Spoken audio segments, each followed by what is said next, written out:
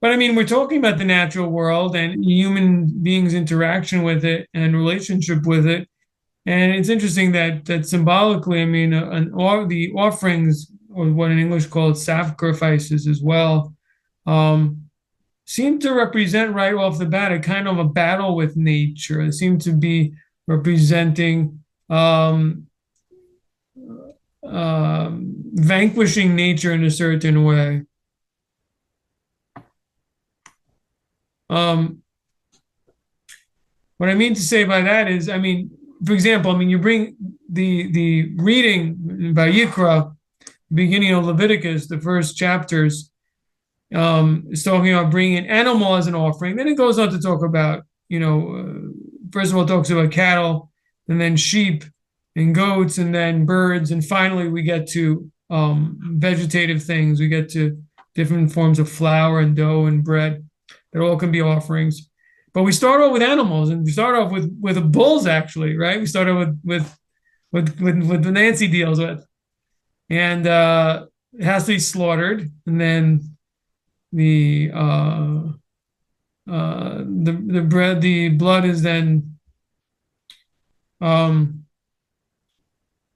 you know uh, I missed the right word isn't quite coming to my head, but the blood is then dripped and kind of is dripped on different sides of the altar. And certainly in terms of the burnt offering, then the entire animal is then burnt. And other types of offerings, it's just the fats that are burnt, and other parts of it are given to the priests. But the idea is that I'm just starting at the beginning of the idea is that the animal is slaughtered, and then the blood is spilled around, and it's almost like representing this idea of whatever the animal represents, these animalistic qualities. We're killing them. We're slaughtering that. We're weakening that. We're attacking it almost. I mean, there's this. I think it's also something that kind of may disturb people about the whole idea of sacrifices is that there seems to be some violence here.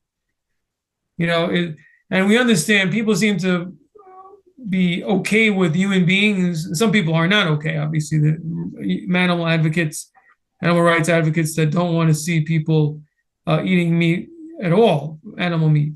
But then there's another type of person. There's another group of people who are okay with humans eating meat, but they can't seem to digest the idea or accept the idea that why would we bring that to God?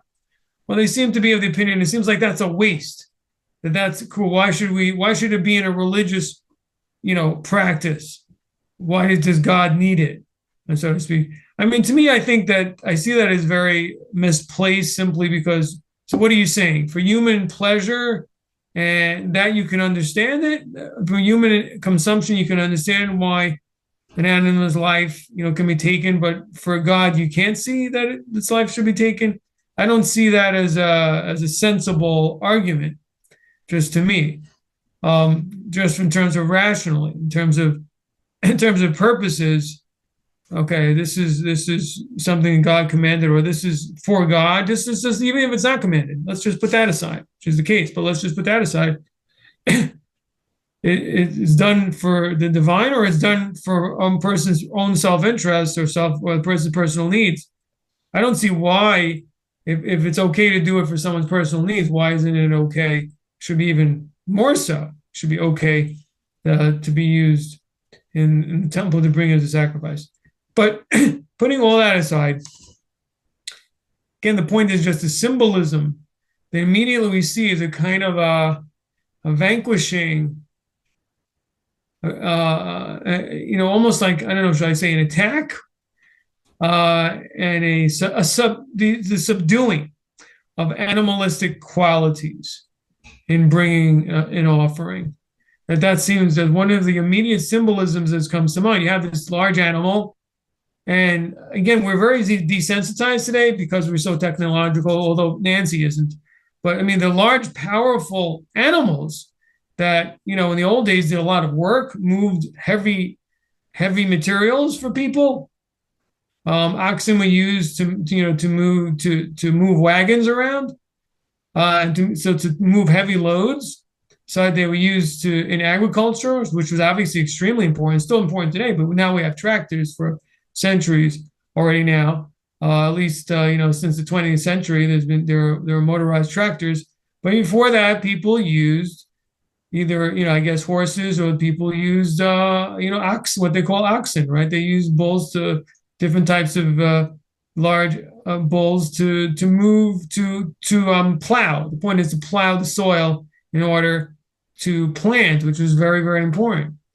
So the point was that this animal that represented so much power and strength, and also was so necessary for life, the fact that this was then slaughtered and so on, it represented something, the kind of a minimization of the kind of maybe admiration that a person might have for those creatures. At the same time, there's another aspect which also has to do with the same facts we mentioned, and that is that the bull was, first of all, it has a significant value financially. It can be eaten by a person and could feed probably a family, probably in those days, particularly, for quite a while. They weren't supersized. So, and even today, I'm sure that I can't imagine how many meals you can make out of one bull, adult large bull. Probably a lot of meals there, right? But the same with all the other animals and livestock. It's a person it represents a person's main possessions, most important possessions. I mean, we see that in the Bible, that when we spoke about the patriarchs, what would it say? When we talked about their wealth, what would it say? It would say that they had cattle and sheep. And I mean, it didn't even mention fowl. It wasn't even important. It would always talk, usually what they mention in terms of possessions, cattle and sheep and servants. Seems to be extremely common, if you remember from your Genesis readings, which you probably know just as well. I'm sure you know just as well as I did. So basically, in other words, the other idea, I think, important lesson that we can take away from it. We don't bring these offerings in this day and age, but the idea of when you want to connect with God and come closer, you should give something of yourself, something important, because that's what's happening in these cases. Is that when it comes to a sacrifice, this is important possession of the person that they're giving up, or it's certainly a potential very important, something of quite a real value, right? Whether it's the ox, whether it's a sheep, everyone according to their financial station. In fact, Rashi makes mention of this, that typically the fowl sacrifices, which was the turtle dove, and the pigeon, they were brought by a poor person. So, in other words, the idea is that no, it's not brought by someone who's cheap, who just doesn't want to pay more. It's brought by someone who that's the best they can afford. So, in other words, whoever brings so the sacrifices in a certain sense represented, an economic hierarchy or a chain. The bull, that was a wealthy person. Sheep was a middle income. And the fowl was low income, and then the actually flour offerings were maybe even lower. Someone who really just had enough to put some flour and bread on the altar. They really didn't have much. They're really poor. So, I mean, you think about it in terms of those days, in terms of respect, like someone, it represents a person's wealth. Like if someone comes into the temple and brings a big bull, clearly this person's got some cash, to spend. Someone who brings in a sheep, yes, it's okay. Someone just brings in this little bird. It's like this big, it's not so much, not so great. It's kind of like, I don't know. I was going to say presents, like Hanukkah presents, or, people give Xmas presents. And if you're wealthy and you give a cheap present, it doesn't look so good, I would think. I don't know. So anyway, similarly in this case, I think that the idea is to give something of real value to you, and that was really the custom, that someone gave according to their ability. Someone who was financially better off gave something of greater value. So it represented the idea that I'm really making a financial sacrifice. I'm giving something that really it's not just a token. It's not like I put a quarter, in the charity box. it's like giving $100, for a middle, and and the bull was like, was putting $1,000 in the charity box.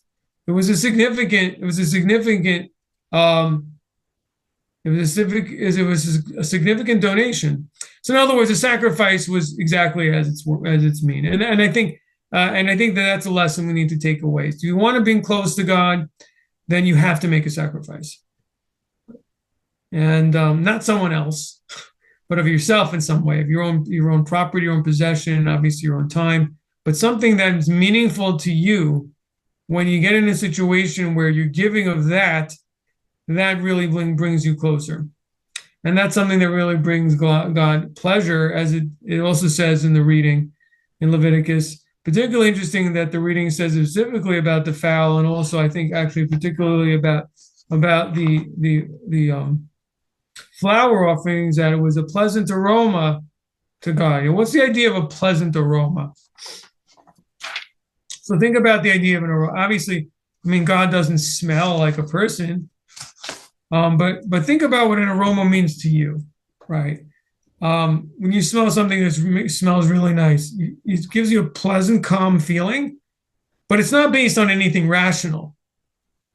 It's not because you thought it through and, wow, I'm going to get something from this, or this really is going to reduce my risks of getting certain inflammatory diseases. It's not something you thought about.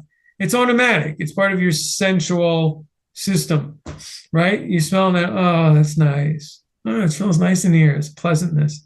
So in other words, this is something so intrinsic, so to speak, to God. It's something that's so, and also it's something that's beyond the rational comprehension, but it's something essential, something that he quote unquote feels. So it's in other words, that creates a kind of a deep bond, So in other words, in the same way that a person is giving of himself, this also touches and connects to, so to speak, God himself.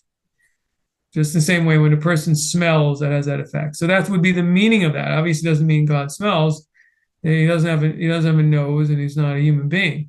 But it's that idea of connecting and getting a deep pleasure out of something, without having to think about it in a very automatic, natural, instinctual type of way.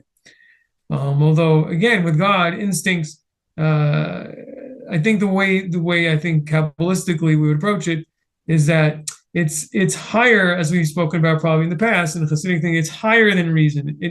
It reveals and stimulates an aspect of godly revelation that's beyond understanding, not below. Instinct is usually understood to be something low, like an animal. This is something that touches on in a way that's beyond reason, that's above. That's how I would represent it. So, any questions so far? I want to go over just so the first point is also another example of this of an approach that's similar but different, and that is the sacrifice, or is the way the first approach represents the idea of how do you get closer to God is through the self-restraint of the animal side of the person, right? That's what that represents.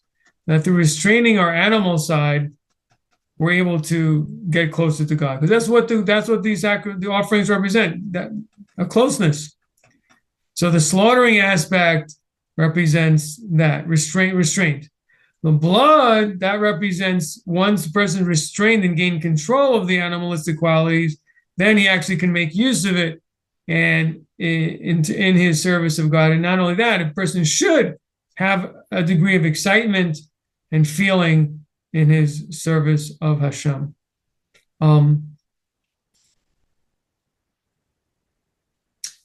Another profound lesson from this week's reading is this very point that I made before, or it's related to the point I made before, that regarding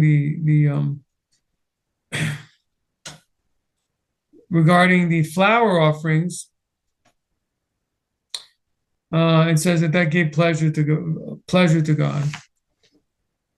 So, and that actually doesn't say that by the earlier offerings. And And Rashi makes a comment, this is because God accepts this. This is the best that a poor person can do.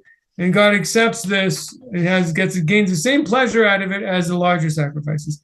Similarly, in terms of the fowl, it says that the entire fowl is put on the altar. So Rashi comments that even though, including the feathers, and Rashi explains that, the feathers when they burn give a very, very, very bad smell, he says. I don't know, but that's what he says. And this really would be inappropriate. Should be considered something that is insulting to the Almighty. But no, he accepts it. He wants that because he wants that the offering of the poor person should be full and as large as it can be, and it should be done in a way that implies that God has happily accepted the offering. So in other words, I guess if you take a bird, right, and you take off its feathers, it looks kind of puny. It looks just like a little bit of scale. It looks like bone, skin and bones, not much there. So that would look very unpleasing. It would also make his offering look even smaller than it already is. So in order that shouldn't occur, God accepts it with the feathers and everything. So again, like some very, very wonderful lessons, obviously, for us in terms of, if there's someone who's impoverished or someone who has done the best they can for us and offers us something, it's like someone gives us a present. Maybe it's a spouse, maybe it's a child, maybe it's a student, and they're really giving it from the heart. But it's not really what we want. It doesn't really live up. It doesn't reach up to our standards. So the lesson is that you should accept it happily, right? Accept it happily, and train yourself to take pleasure from it because it's coming from the heart. It's coming from a sincere place to gift you something. Don't put your nose down to it, and this isn't up to my standards, et cetera, et cetera. So it's a wonderful lesson. Any questions about that so far? Any questions? Okay.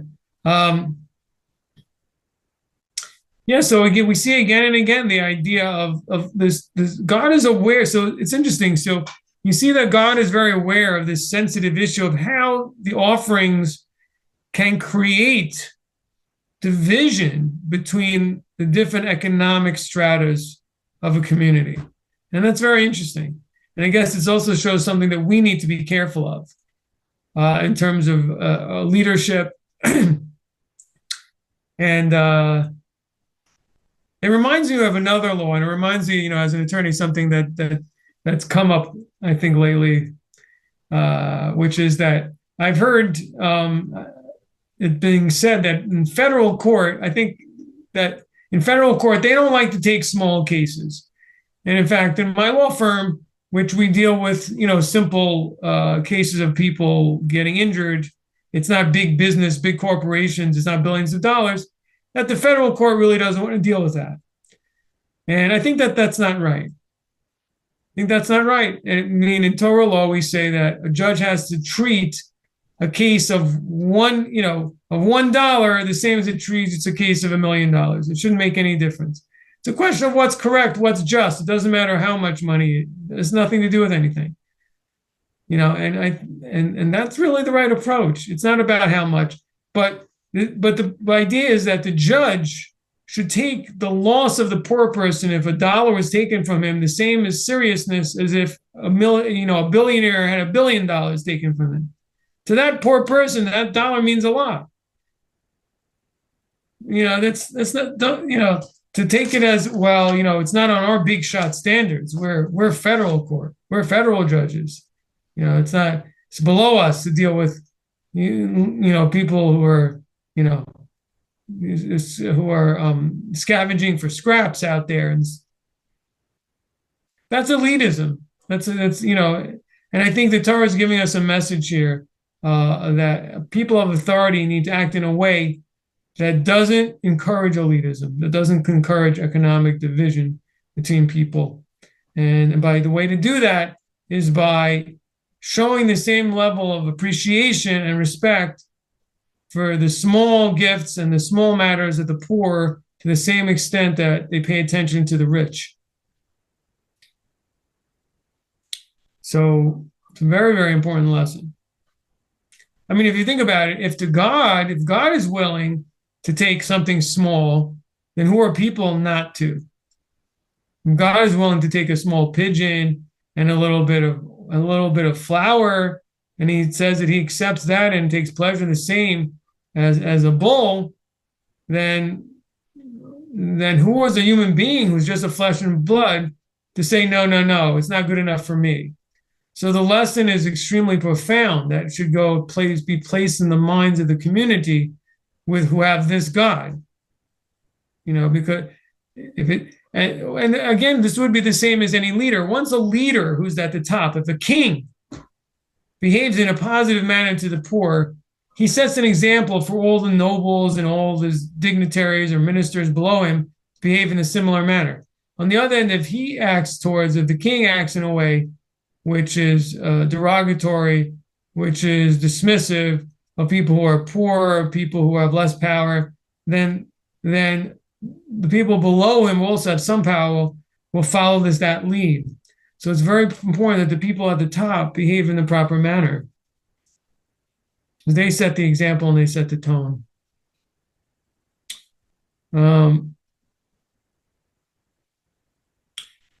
There's an interesting lesson, a couple of interesting lessons that the Rabbi takes from some of these laws.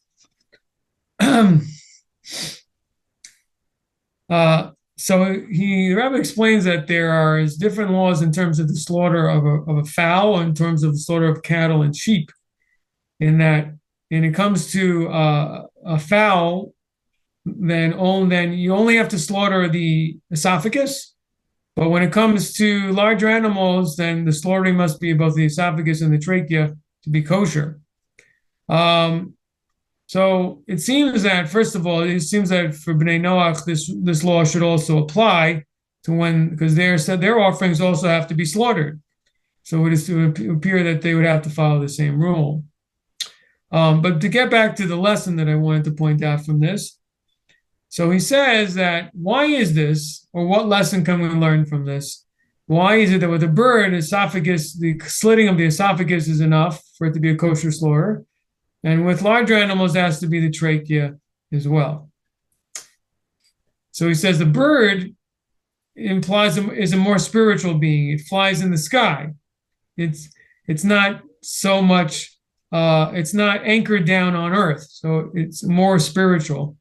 And on the other, the cattle or the sheep, the larger animals that are on earth, they're more physical. So in other words, you have to push harder in order to elevate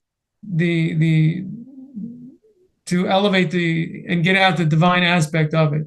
While the bird, it's easier because the bird is more spiritual to begin with, so to speak. So he says that this represents two different types of people. There are some people that they have to be careful. This is the idea of slaughtering, is to be careful and exert self-control on their impulse when it comes to physical matters. When it comes to physical matters, they have to be careful that they're behaving properly, that they keep themselves within the confines of Torah, and obviously, if possible, to do it for the sake of heaven. On the other hand, why is this? Because when it comes to fulfilling the commandments, they definitely have their mind with proper intent, and they're focused on fulfilling the commandments. Their mind is on what they're doing, studying Torah. They're praying, they have their mind towards God. So when they do those things, they're not disturbed. It's only when they get to more physical things that their physical side becomes more awakened, and then they have to be more careful as to what they're doing. So that was represented by the esophagus, which is eating food, et cetera, right? Represented by the trachea is the idea of spiritual things. So why should a bigger land animal, what is that? What is the metaphor of the land animal having to cut the trachea, which is the windpipe, right? Which is more fit, that should be a more spiritual thing. So why do you have to? What does that represent? Bottom line. So he says it represents the idea that when people are more physical, when they're more grounded in the more worldly and less spiritual, then they have to be careful that their prayers or at least their prayers and the Torah story is spiritual, meaning to say you have to be careful that they're not distracted during their prayers, that they're not thinking about other things, or they're not praying in order to be, to look religious or to get approval, but they have their mind on God during the spiritual things. So for the more bird-like person who's more spiritual by nature, he's already doing those things properly. At least the Torah and prayer is being done for the sake of heaven. At least he's concentrating on it properly, as opposed to him being distracted while he's doing it, or doing it for reasons of honor or things. Those things he doesn't have that problem. In other words, when he's doing holy things, he's not in conflict. That's the point. So therefore, you only have to, that's what it means by slaughtering only one. The things that are holy, you don't have to, quote, slaughter, meaning to say he doesn't have to exert self-control. You don't have to use aggressive force there. But when it comes to physical things like eating and drinking and other things that a person gives a person physical pleasure, then he has to be more careful. How he's doing them and how the person, and it's very much, this is so true to human nature, because, when we're doing things that a human being is using their brain for, and usually at those times, people are disciplined, people are under control, they're using their brain, for, even like at a job. I mean, most people at a job, they behave themselves. I mean, I'm talking about adults, not children, not middle schoolers, but adults. You're at work, but when a person goes out to relax, a bar, a restaurant, parties, that's when a person has to be more careful, because that's when a person could maybe fall into excesses, and one thing leads to the next until they maybe do something they really regret. So certainly that's the idea of you must cut the esophagus, meaning to say you must restrain yourself when it comes to physical pleasures. Make sure you don't go beyond the proper bounds. When it comes to spiritual things, a person who's already more refined doesn't have to worry that those things aren't being done properly, and doesn't have to try to focus as much on making sure that they're not all mixed up with other intentions. But a person there's some people who are not there yet, and they have to also examine their prayer and Torah study and other things to make sure, and even maybe charity, that they're not doing it, quote, either for honor or out of some kind of social pressure, or just in general, that they're praying, they're not distracted during prayer, and instead of, while they're praying, they're thinking of other things. It's a famous story, I think, of a rabbi or something, after prayers, he came over to one of the congregants and he told them, "Welcome back." He says, "What, Rabbi, what do you mean?" He says, "Yeah, because while you were praying, you were in Florida, you went to Las Vegas, you were all over the place. I saw." In other words, his mind was elsewhere. His mind was not in the prayers. He was someplace else. So I think what he's saying is that a person has to be, certain people who are more physical have to be more careful with this. I actually think it's everyone. Prayer is not easy. As it says in the Zohar, that the time of prayer is a time of battle. And it's a time a person has to really try to focus. It's not easy to pray properly. There may be certain times where a person feels humble and feels like they really need something, and they can turn to God to ask for it. But in terms of the structure of the formal structure of prayer and praises we say, we may not always feel up to it, and we may not always connect to it. The idea really of it is that we need to reach up to connect to it, that we have to try to think in these more lofty ways. And so that's not so easy. Really, actually, I think everybody's got to cut that cord on that one. It's really not easy at all. Okay, any questions on anything up to here so far? You've had a little time to cook it in your minds. Any questions or any thoughts so far? Okay.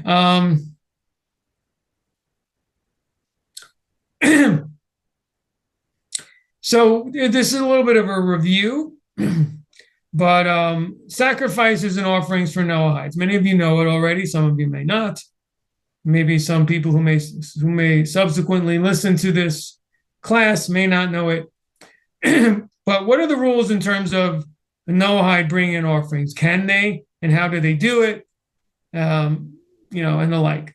So first of all, the answer is yes, they can bring offerings. The question is which kind. Generally speaking, from the sources that I'm familiar with, the type of offering that a Noahide can bring is the burnt offering. the ola, the fully burnt offering, which is really, I mean, it is an ola is actually considered a holier in many ways than the peace offering, which the peace offering, its meat can be eaten throughout I think it's throughout the Temple Mount, and maybe actually even within the Jerusalem city limits, while obviously a burnt offering can't, and burnt offering has to be slaughtered within the temple courtyard. So it's in terms of designation in halacha, the burnt offering is actually on a higher level than a peace offering. But nevertheless, I mean, we have to understand why why not a peace offering. But what I can tell you is the Torah is teaching that a Noahide is capable and should give everything. That's what we're saying. In other words, the person it's represented. Everything going up in fire means represents a complete submission, right? I mean, that's what it seems to represent, giving everything. Also, in terms of the laws of the sacrifice, so we say that in terms of the laws of blemishes, for example, there are many specific detailed rules in terms of any blemishes on the skin or form or body of the animal, cattle or sheep, particularly that disqualify it as an offering. There is a distinction between a non-Jew and a Jew in terms of that. For a non-Jew, only if there's a complete loss of limb is it forbidden. So if there's an eye is removed or a limb lost, then it's disqualified. But things lesser, like deep cuts or I don't know, other types of boils on it or something like that, those don't disqualify, even though they do disqualify them under Jewish law. So the question is, what about in the temple? Can a non-Jew bring an animal that is not considered disqualified for a Noahide, but is disqualified for an Israelite? So the answer is no. So in other words, when a Noahide brings an offering in Jerusalem, it has to follow the rules of Jerusalem. But a Noahide is not limited to bring an offering in Jerusalem. A Noahide can bring an offering any place.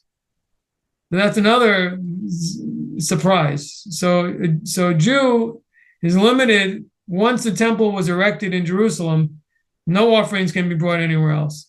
The Noahide is not limited to that. You can bring offerings elsewhere. They can designate an altar and bring an offering any place. So that's quite fascinating. I think I've heard in Israel about Noahides that have done this, that they have brought offerings somewhere there. So first of all, we see an interesting idea that God is less, he's less scrutinizing with the Noahide. With the nations, doesn't scrutinize so much as far as whether what they're offering is completely unblemished. He takes it as is. Even if there's some type of deficiency or some type of, as I said, maybe there's some type of flaw, but as long as it's not severe, there's a missing limb, then God accepts it. So that's also an interesting lesson. First of all, for many people who may think, I'm not on the level. I can't handle the 7 laws, or, God of Israel is just too strict. So there's a very clear lesson there that God is going to be less strict with the nations, that he understands, I guess maybe you could say that their background, their history, or just in general, it's a slightly different relationship, and he accepts. He's not as scrutinizing with them as he is with Israel. So that could be a relief from a certain extent, from a certain perspective, right?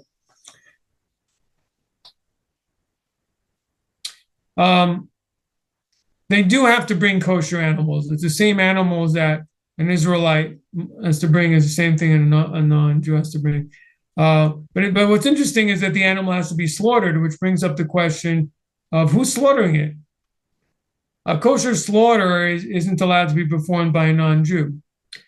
So that kind of an interesting question, which I believe the answer is that a Noahide, for his own consumption, quote, not literally consumption here, but in order to bring as an offering, can perform I believe this is the case. I can't tell you 100%. I've never saw it anywhere mentioned, even though the idea of a Noahide offering is discussed. It never says, oh, but the slaughtering must be done by a Jew. I've never seen that, which implies that the Noahide can do the slaughtering, even though it's not considered kosher for Jewish consumption. It will be considered kosher for God's consumption on the altar, which is quite fascinating, quite interesting. So that's another point. And yeah. So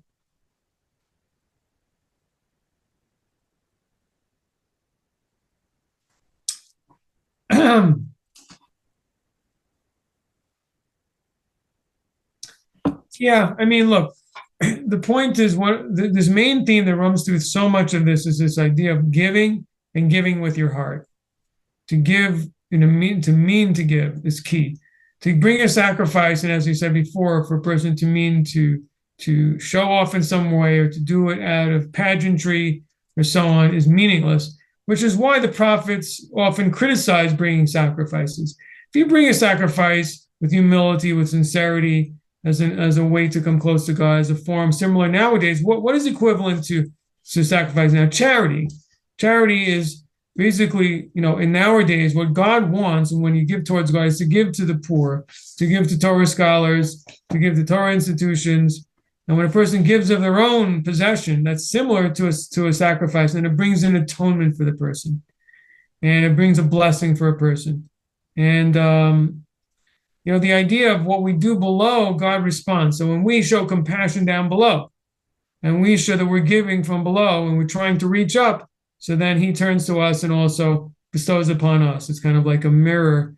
We're looking in Nancy's pond and seeing your reflection back. Similarly, that's the way spiritually the way things work. When we act and God responds. We have to understand that, even though at the end of the day, God can determine and controls everything, but we need to take the first step. We need to press the button. We need to seek Him out, and we need to take action. And when we do it in a serious form, now we have to face facts. If we serve Hashem in such a way where we only do it when it's convenient, and then we don't understand why we're not feeling inspired, why we don't see God in our lives, well, I mean, you haven't really shaken up your life. So why would you expect He to shake up yours? So we really have to, basically, we got to push the envelope. Got to push the envelope. We got to do a little bit more, go a little bit past our comfort zone. And that really brings Hashem a lot of pleasure. When a human being exerts self-restraint or pushes himself beyond the point where he thinks, this is it for me. A person, feels comfortable giving $1 charity. This is what I can do. I always give $1. I don't give more. Person pushes beyond and gives $5, gives, instead of $25, they give $45, whatever. They can afford it, but they don't really feel like giving it. They don't feel like that's appropriate, but they push themselves to give that a little more. That means a lot. It means a lot. They're pushing past their boundaries, and obviously, it's key in Judaism's whole approach to life is, again, the idea of the mind over our feelings, over our particular self-centered feelings, and to convert our feelings into a passion to come close to God. As we said the other week, the shekel, God showed Moses a shekel of flame in order to bring that idea that we should give a generosity towards God, to the poor, and do it with a passion, do it with goodwill. Okay, any questions or comments on this? The duties of the heart, we'll have to continue another week. I don't have the material with me this week. So we'll continue another week with that. That's pretty much it for tonight, I think.